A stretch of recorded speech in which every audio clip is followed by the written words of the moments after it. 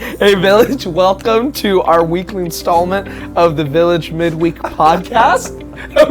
We just had a funny conversation before getting the camera rolling.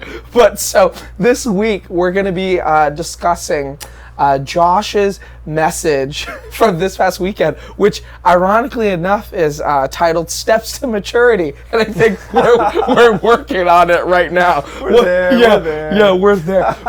What we've realized is we've had a crazy but wonderful week of ministry this past week.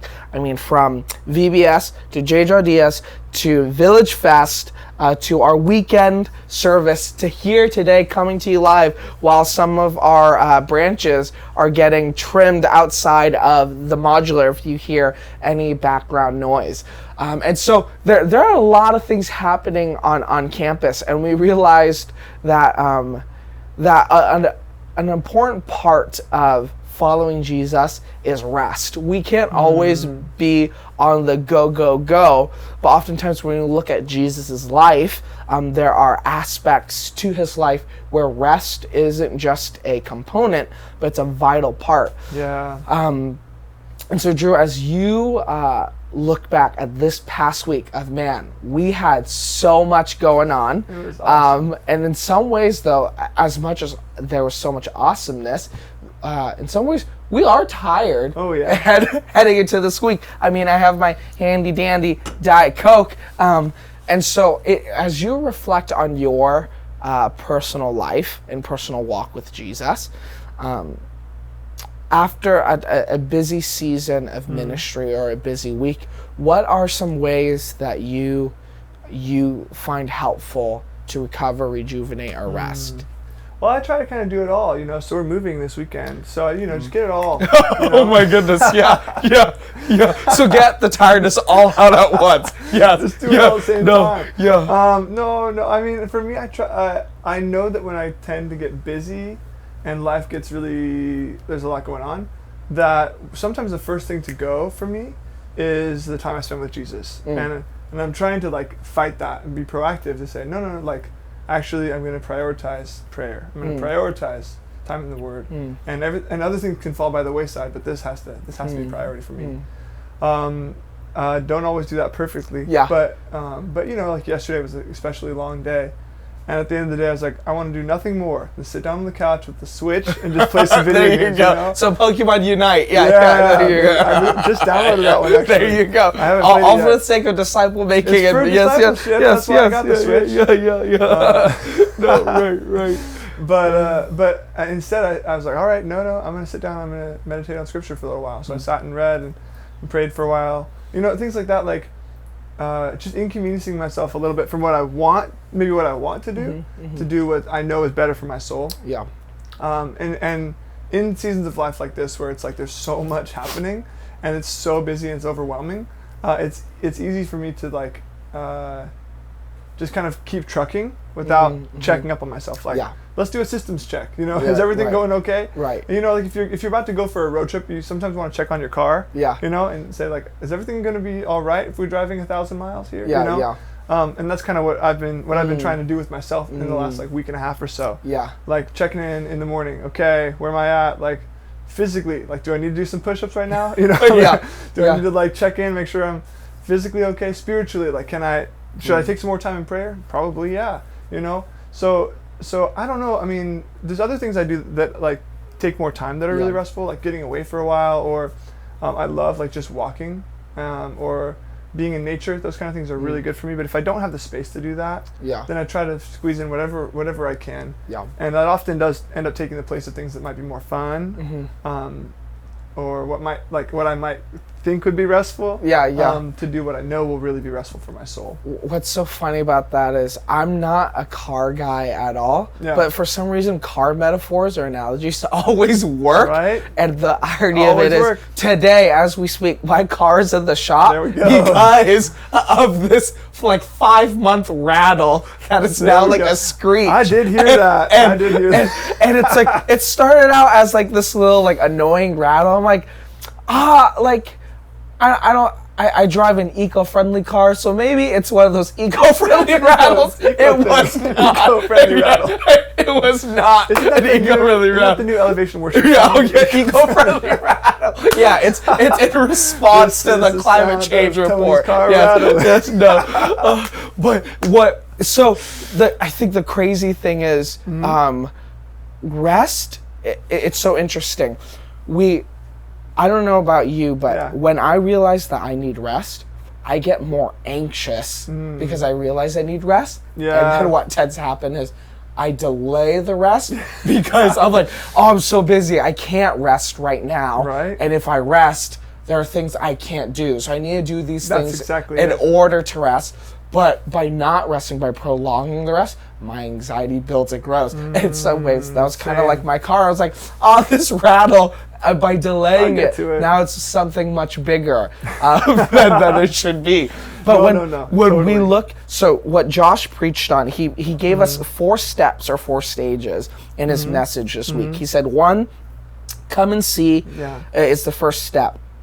The next step in the stages of maturity is follow me. So come and follow.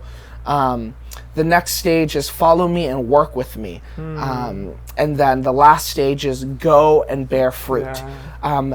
Some people will talk about these stages as come and see, come and follow, come and die, go and make. So there are different titles or categorizations for these stages. But I think as we think about these stages, there's also a come and rest. If anything, that's a initial invitation that Jesus gives, or maybe it's between come and see and come and follow, because there's that well-known scriptural passage where Jesus says, come those who are weary and heavy laden, and I'll give you rest. Like light is my yoke and my burden.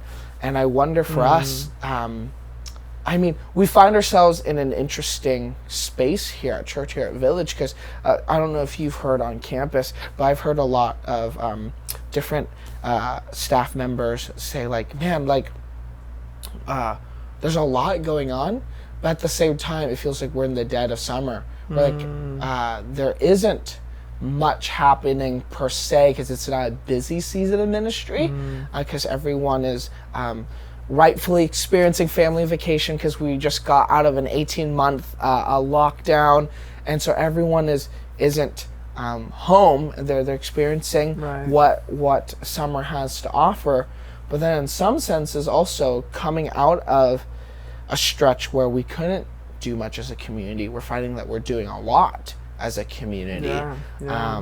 And so in that lull, what is Jesus' invitation for us? It is come and rest. And so as you're talking about that diagnostics and that checkup for you personally of, man, I need to do these things in order to be healthy, to be prepared. What do you think is a common trap that we fall into during a supposedly unbusy season? Because right now there is that dichotomy, like, oh, we're not busy at all. It's just August, and then we're gearing up for fall. But then, oh, actually, there is a lot happening. Like, what's a common, if we're not careful, trap you feel, or behavior, habit we fall into that isn't conducive to our walk with Jesus? I think when things are unbusy, we tend to also neglect rest as much as we do when things are busy, because we think, oh, I'm doing fine, I don't need to rest. And so I think maybe the question we need to ask ourselves is, what truly is like rest for a disciple of Jesus? You know, like that passage you quoted, like, come to me, you who are weary and heavy laden, I will give you rest.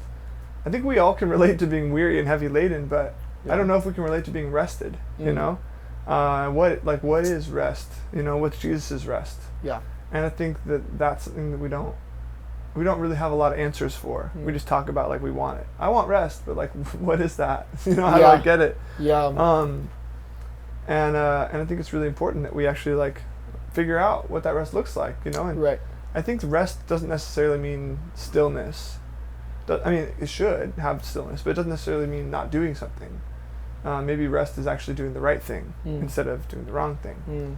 And so that's probably why so many of us feel restless when we have days off and all we do is scroll Twitter. You know, that's literally that's what I did this morning. I woke up and I was like, I've got a little bit of time. Let's see what's up with Twitter. And I was like, anger, fear, frustration. You know? They call it doom scrolling. It was. And I was like, everything's falling apart and everything's terrible. I'm like, this is the opposite of what I wanted to do with my time.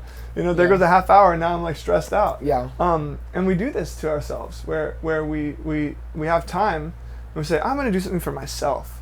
And then we go on Instagram and compare our lives with other people, you know, or we, you know, start gossiping with our friends, or we do things that are actually bad for our souls and we call it rest, you know, or we sit and watch, you know, 2-hour marathon of some junk show on Netflix or whatever, you know, and we do things that we think are going to be filling for us, like self-care, but it's actually not self-care, it's actually harming us. And so the question I think we need to ask ourselves is, what kind of things really do contribute to spiritual rest, instead of just lack of activity, you know, or lack of productivity. Maybe that's the So I don't know if, like, for me, my mind is really active. Like, I'm just always like doing stuff all the time, thinking about stuff. And so one thing that's been really like hard for me to do, but really helpful, is to just sit and do nothing. Like, no goals, no phone, no anything, and just like stare at something. And just like let my brain just like do what it has to do to like calm down. It's like literally the most boring thing ever, but it's actually really helpful for me. I don't know if you can relate to that, but I certainly like know that I need to sometimes like just sit and look at a tree for a while or something. It sounds so simple, but it's really helpful. It's because when we look at the stages of maturity in Scripture and Jesus' discipleship formation of his friends and of his disciples, silence and solitude are a huge component. Because even at like the peak of their discipleship formational moment, when they're supposed to be praying with Jesus in the garden, he goes to the disciples and he goes, could you not even stay awake 1 hour with me? Because they neglected the silence and the solitude. But we see time and time again in Jesus' life, he always retreated to silence and solitude to be with the Father. That's right. Pastor and theologian A.J. Swoboda talks about, I think in his book Subversive Sabbath, he talks about how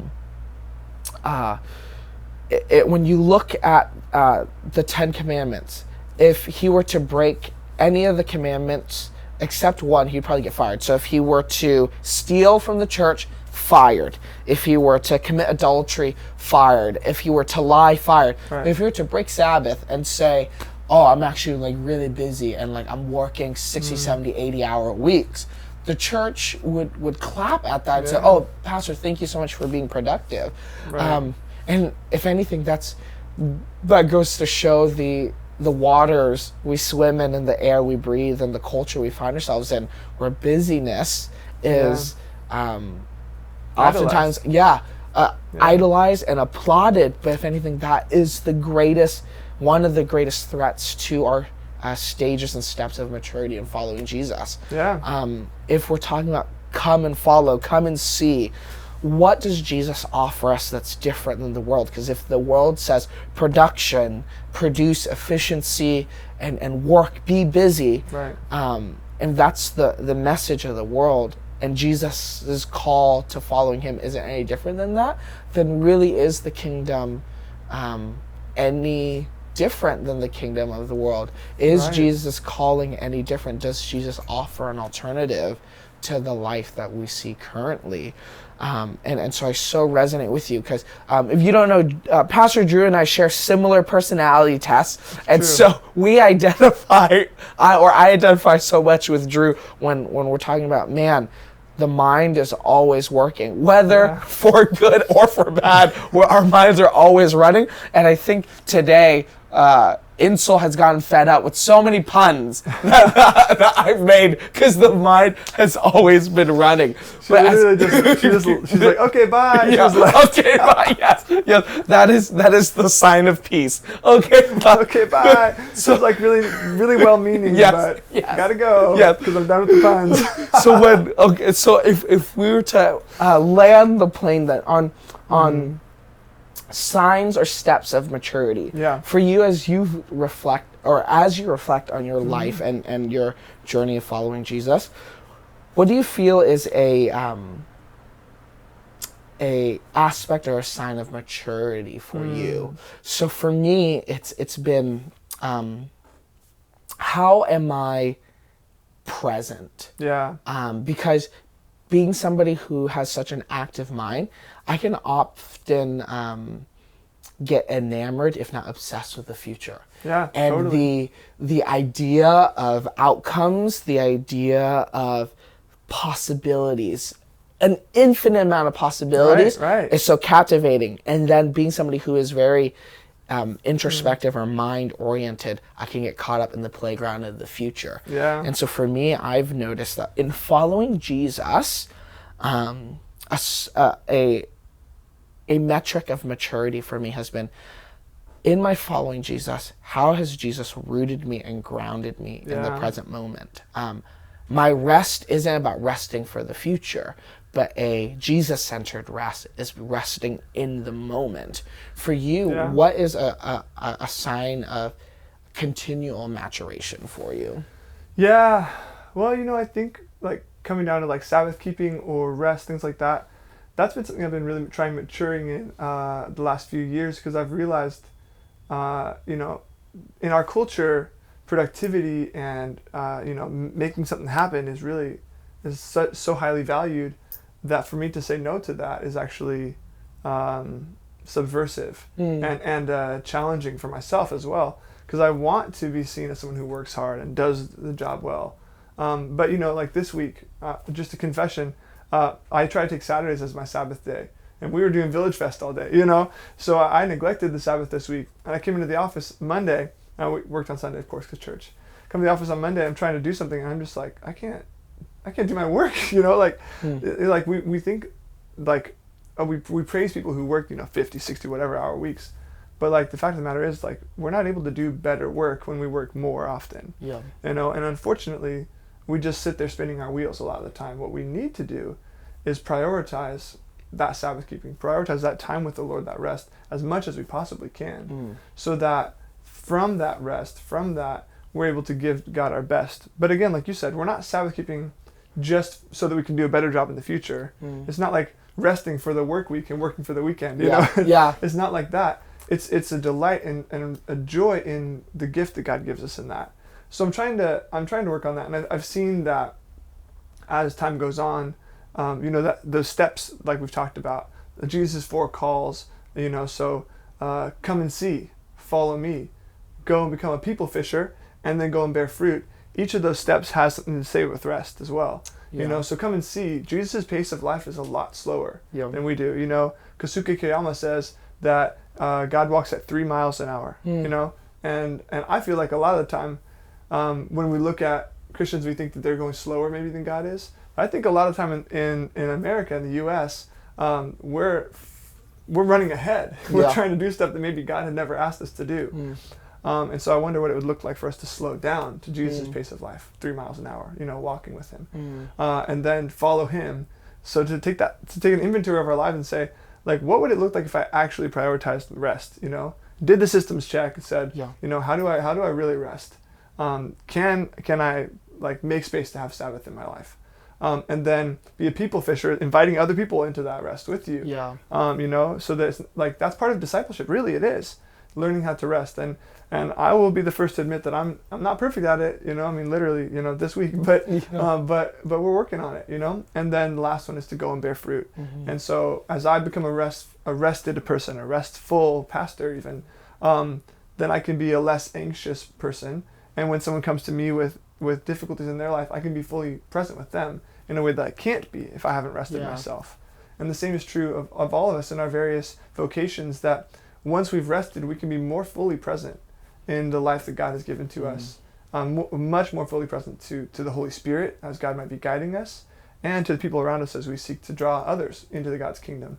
So rest is far bigger than just taking some time to relax. That's so good. Yeah. Thank you for that. Village, so the word for the week is rest. As we take inventory of our lives and where we're at in our stages of formation and maturation in following Jesus, would you take time to rest? Would you take time to be present to your current needs. As always, if you have any questions or comments, feel free to send them in to Tony@villagebeaverton.com. Right now, Drew and I are probably going to go get some rest, and we'll see you tomorrow for our midweek. And if anything, we'll see you this weekend. Thanks so much for joining us.